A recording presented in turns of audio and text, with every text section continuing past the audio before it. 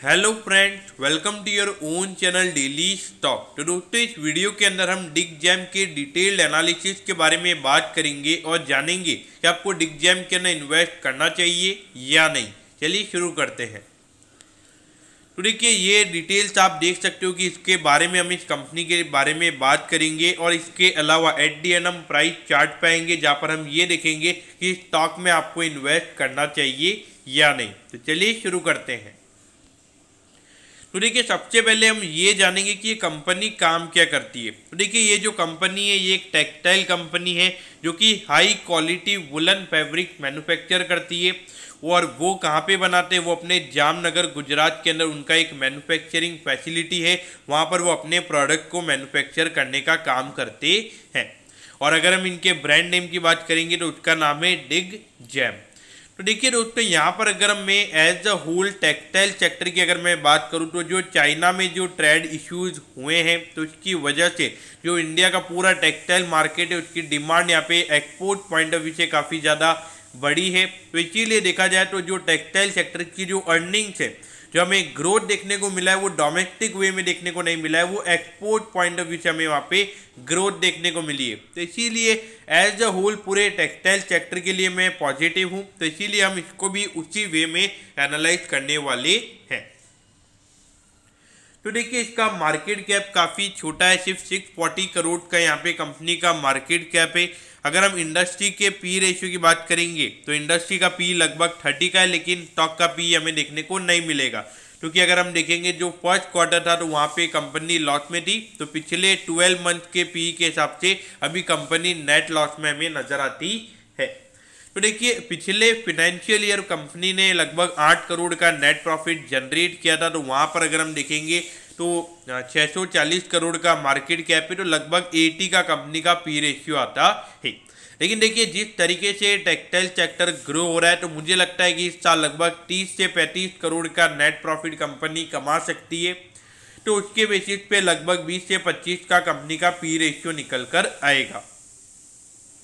अब अगर हम देखेंगे तो अभी 83.9 करोड़ का कंपनी के ऊपर डेट है, तो इतना लगभग कंपनी का पूरे साल का रेवेन्यू का नंबर है। तो देखा जाए तो डेट थोड़ा सा ज़्यादा है, क्योंकि अगर हम डेट टू इक्विटी की बात करेंगे तो ये नंबर 2.02 पे आएगा। और जो वर्किंग कैपिटल है कंपनी की वो भी नेगेटिव में। तो यानी कि जो नॉर्मली जो कैश फ्लो साइकिल्स होती है, जो नॉर्मली जो अपने वेजर्स को सैलरी देने का, तो वो सब करके अगर हम देखेंगे तो वर्किंग कैपिटल यहाँ पे नेगेटिव है। और अगर हम प्राइस टू बुक वैल्यू की बात करेंगे तो ये भी यहाँ पे 15 टाइम्स नजर आता है। तो अगर हम देखेंगे तो वैल्यूएशन पैरामीटर्स पे यहाँ पे ये कंपनी में इश्यूज हमें नजर आते हैं। तो देखिए, यहाँ पर अगर हम देखेंगे तो जो पिछला फाइनेंशियल ईयर है वो रेवेन्यू पॉइंट ऑफ व्यू से भी कंपनी के लिए अच्छा रहा था और प्रॉफिटेबिलिटी पॉइंट ऑफ व्यू से भी ये ईयर अच्छा रहा था। लेकिन उससे पहले अगर हम देखेंगे तो 3 साल कंपनी के बहुत ही बेकार रहे थे। लेकिन जो टेक्सटाइल सेक्टर की एक्सपोर्ट पॉइंट ऑफ व्यू से हमें डिमांड देखने को मिली है, तो उसकी वजह से ये जो ईयर रहा, पर्टिकुलरली पिछला ईयर, ये काफ़ी अच्छा रहा है कंपनी के लिए। तो यहाँ पर अगर हम क्वार्टरली नंबर्स की अगर हम बात करेंगे तो देखिए, यहाँ पे ये जो क्वार्टर से अगर हम देखेंगे तो लगातार जो रेवेन्यू के नंबर्स हैं वो कंपनी के बढ़ रहे हैं। और पिछले क्वार्टर में लगभग 8 करोड़ का रेवेन्यू कंपनी ने जनरेट किया था। तो देखा जाए तो पिछले साल लगभग 80 करोड़ का रेवेन्यू था, तो उसके हिसाब से यानी कि हर क्वार्टर में लगभग 20 से 25 करोड़ का रेवेन्यू होना चाहिए, लेकिन वो यहाँ पे हमें होता हुआ नजर नहीं आ रहा है।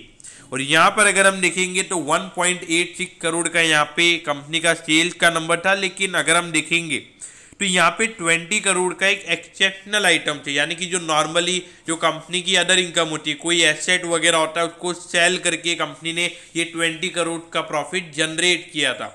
तो अगर हम देखेंगे तो नंबर्स पॉइंट ऑफ व्यू से इतने अच्छे नंबर्स हमें देखने को नहीं मिल रहे, खास करके रेवेन्यू नंबर्स में। और अगर हम प्रॉफिट आफ्टर टैक्स की अगर हम बात करेंगे तो सिर्फ यहाँ पे अगर हम देखेंगे तो ये क्वार्टर में जो 15 करोड़ का प्रॉफिट था तो उसमें से 20 करोड़ इसकी वजह से था। तो यहाँ पर ये कंपनी का जो प्रॉफिटेबिलिटी होती तो ये 5 करोड़ लॉस की होती अगर ये 20 करोड़ का नंबर नहीं होता। तो यहाँ पर अगर हम देखेंगे तो पिछले क्वार्टर में भी अगर हम देखेंगे तो 7 करोड़ का भले ही प्रॉफिट यहाँ पे है, लेकिन यहाँ पे अगर आप देखोगे तो कंपनी के ऑपरेटिंग प्रॉफिट के नंबर्स कितने ज़्यादा क्यों हैं। तो आप ये देख सकते हैं कि 8.87 तो सिर्फ नेट सेल्स का नंबर था, लेकिन जो अदर इनकम थी वो 2.49 करोड़ की थी। तो अगर हम देखेंगे जो मेन ऑपरेशनल बेसिस पे, यानी कि जो मेन कंपनी का ब्रेड बटर बिजनेस है, जो है टेक्सटाइल बिजनेस, तो वहाँ से ज़्यादा रेवेन्यू जनरेट नहीं हो रहा है। जो अदर इनकम्स हो गए या फिर कोई एसेट सेल हो गया, तो वहाँ से इनकम जनरेट हो रही है। तो इसीलिए ये जो नंबर्स की हम बात कर रहे हैं यहाँ पे, ये नंबर्स बिल्कुल भी अच्छे नहीं है और पिछले 5 क्वार्टर में कंपनी ने बिल्कुल भी अच्छा परफॉर्म नहीं किया है। तो अब यहाँ पर जो ये जो स्टॉक इतना रैली हुआ है, उसके पीछे का रीजन क्या है? क्योंकि जो प्रमोटर्स हैं उन्होंने यहाँ पे सीधा 90% का होल्डिंग अपनी कंपनी के अंदर खरीद लिया है। ये आप देख सकते हो कि पहले होल्डिंग नी के बराबर थी, 0 थी प्रमोटर्स की होल्डिंग, लेकिन यहाँ पे सीधा 90% की होल्डिंग प्रमोटर्स की हो गई है। उसके अलावा अगर हम देखेंगे तो पब्लिक की लगभग 8.35% की होल्डिंग्स है और DIIs की लगभग 1.66% की होल्डिंग है। देखिए ये जो प्रमोटर ने सीधा 90% की होल्डिंग यहाँ पे बाई की, तो उसकी वजह से मार्केट ने काफ़ी पॉजिटिव वे में रिएक्ट किया। क्योंकि देखिए 0 से 90 सीधा एक तरीके से पूरे जो भी मार्केट में शेयर थे उनको एक्वायर करना, तो ये सीधा रीज़न है। क्योंकि अगर मार्केट में डिमांड अगर आपकी बढ़ जाएगी और सप्लाई कम होगा तो ऑटोमेटिकली स्टॉक का प्राइस ऊपर जाएगा। तो वही हमें यहाँ पे होता हुआ नजर आया है। क्योंकि पहले मार्केट में 100 शेयर थे और उसमें से 90 शेयर जब प्रमोटर्स के पास चले गए तो अब सिर्फ 10 शेयर ही बचे हुए। तो ये बात आपको समझनी होगी। तो क्या फंडामेंटल पॉइंट ऑफ व्यू से कोई चेंज हुआ है? तो कोई चेंज नहीं हुआ है, सिर्फ ये प्रमोटर्स ने होल्डिंग बढ़ाई है मेरे ख्याल से, इसीलिए स्टॉक रैली हुआ है। अब यहाँ पर अगर हम ROE के नंबर की अगर हम बात करेंगे तो देखिए पिछले 3 साल का एवरेज नेगेटिव है और 5 साल का एवरेज नेगेटिव है, लेकिन पिछले साल का ROE यहाँ पे अच्छा है, लगभग 35% का ROE यहाँ पे कंपनी का हमें नजर आता है। लेकिन अगर हम ROC की बात करेंगे तो ये 8% है। तो हमें ROC पे फोकस करना चाहिए। जो मैं आपको बता रहा था कि जो एक्सेप्शनल आइटम्स हैं, यानी कि जो एसेट सेल करके जो प्रॉफिट जनरेट हुआ है, तो उसकी वजह से ये चीज़ें ROE में इंक्लूड होती है, क्योंकि ये नेट प्रॉफिट पे कैलकुलेट होता है और ये होता है ऑपरेटिंग प्रॉफिट। तो ऑपरेटिंग प्रॉफिट यहाँ पे सिर्फ 8% का ही है। तो यहाँ पर अगर हम देखेंगे तो इससे रिलेटेड कंपनी में हमें इश्यूज नजर आते हैं। अब यहाँ पर अगर हम पीयर कंपैरिजन की अगर हम बात करेंगे तो देखिए पिछले साल का जो एसेट सेल करके भी अगर हम देखेंगे तो लगभग 80 का PE कंपनी का आता है। और अगर हम ट्राइडेंट का देखेंगे जो एक अच्छी ब्रांड वैल्यू वाली कंपनी है, तो वो 43 के PE पे ट्रेड हो रही है। उसके अलावा वेल्सपून इंडिया 20 के PE पे ट्रेड हो रही है। उसके अलावा अगर हम देखेंगे तो गारवे टेक्नोलॉजी ये कंपनी 41 के PE पे ट्रेड हो रही है। तो यहाँ पर अगर हम देखेंगे तो दूसरी जो अदर कंपनीज है इसके कंपैरिजन में काफ़ी अच्छे वैल्यूएशन पे ट्रेड हो रही है और उनके लगातार अच्छी ग्रोथ के नंबर भी हमें वहाँ पे देखने को मिले। तो देखा जाए तो पीयर यानी कि जो कंपनी के इतने सारे कंपटीटर्स हैं उनके कंपैरिजन में कंपनी बहुत ही अगर देखा जाए तो बेकार परफॉर्मेंस यहाँ पे कर रही है। तो देखिए 320 पे ये स्टॉक अभी ट्रेड कर रहा है और 362 का इसका ऑल टाइम हाई है। तो यानी कि लगभग 10 से 11% ये स्टॉक गिरा है।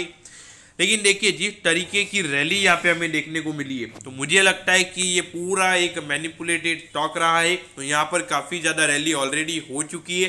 तो यहाँ पे long term point of view से मेरे ख्याल से जो दूसरी कंपनीज हैं इस सेक्टर के अंदर वो काफ़ी अच्छी नज़र आती है और कंसिस्टेंट ग्रोथ भी हमें देखने को मिल रही है। तो और ये जो बेनिफिट हमें मिल रहा है टेक्सटाइल डिमांड का, तो वहाँ पे वो कंपनी काफ़ी अच्छे तरीके से ग्रो होगी। तो इसीलिए मेरे ख्याल से यहाँ पे long term point of view से अवॉइड करना ही सही रहेगा। अगर शॉर्ट टर्म की बात करेंगे तो मार्केट में काफ़ी ज़्यादा वॉलेटिलिटी है और ये स्टॉक में देखा जाए तो काफ़ी ज़्यादा रैली हुई है। तो जिन स्टॉक में जो हैवी वैल्यूएशन पे ट्रेड हो रहे हैं और ज़्यादा रैली हुई है, तो वहाँ पे हमें बहुत ज़्यादा प्रॉफिट बुकिंग देखने को मिल रही है। तो short term point of view से भी मेरे ख्याल से अवॉइड करना ही सही रहेगा। तो दोस्तों मैं होप करता हूँ कि डिग जेम के डिटेल्ड एनालिसिस के बारे में आपको सब कुछ पता चल गया होगा। अगर आपकी कोई भी क्वेरीज है तो आप कमेंट कीजिए, मैं ज़रूर आपके कमेंट पर रिप्लाई करूँगा। ओके दोस्तों, thank you, have a nice day.